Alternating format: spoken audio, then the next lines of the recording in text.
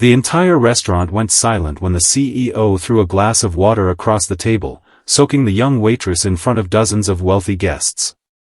But what happened next made the most powerful people in the room stop breathing.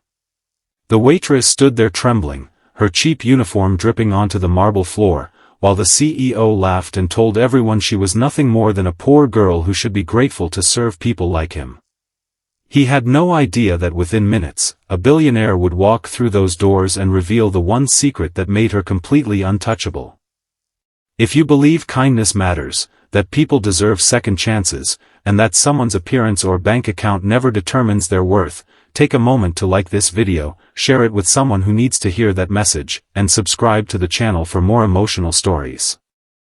Her name was Emily Carter, and at 24, she had already learned more about hardship than most people ever would. She worked double shifts at the elegant Sterling Crown Hotel, serving businessmen and celebrities while quietly saving every dollar she could. Her mother was sick, her younger brother was still in school, and the small apartment they lived in had become increasingly difficult to afford. Emily never complained. Every morning, she put on the same worn shoes, tied her hair neatly behind her head, and walked into the hotel wearing a smile that hid the exhaustion in her eyes. That evening, the hotel was hosting an exclusive charity dinner attended by CEOs, politicians, investors, and one of the richest men in the country, Alexander Bennett. Emily had heard his name before. People described him as cold, brilliant, and nearly impossible to impress. But she had never expected to meet him. The trouble began when Richard Hayes, the arrogant CEO of a technology company, demanded an expensive bottle of wine that had accidentally been delivered to another table. Emily politely explained that she would have to confirm the order with her manager. Richard's face immediately hardened. He accused her of being incompetent and told her that people like her had no place serving important guests. Emily apologized and promised to correct the mistake, but Richard continued. In front of everyone, he called her poor, useless, and embarrassing. Then, when she reached for the wine bottle, he deliberately knocked a glass from the table. It shattered near her feet. Emily froze. She bent down to clean it, trying desperately not to cry. Then Richard picked up another glass and poured its contents over her. The room fell silent. Emily slowly stood, water running down her face and uniform. Her eyes were full of humiliation, but she refused to give him the satisfaction of seeing her break. She whispered an apology even though she had done nothing wrong. Richard laughed and told her to leave before she ruined the evening. Emily turned toward the kitchen, but before she could take another step, the hotel's main doors opened. Alexander Bennett walked in. He wasn't alone. Two executives followed behind him, but Alexander immediately noticed the soaked waitress standing near the dining room entrance. His expression changed the instant he saw her face. He walked toward Emily and quietly asked what happened.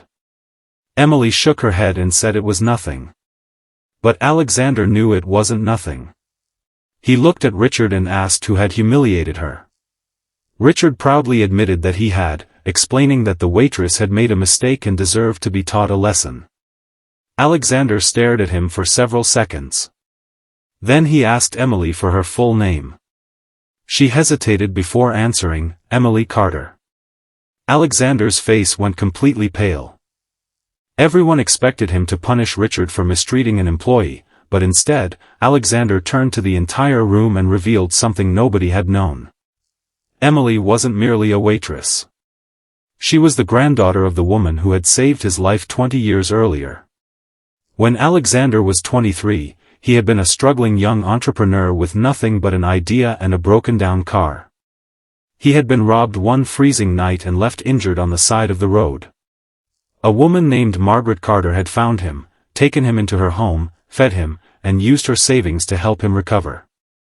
Alexander had promised her that one day he would repay her kindness. But Margaret had refused.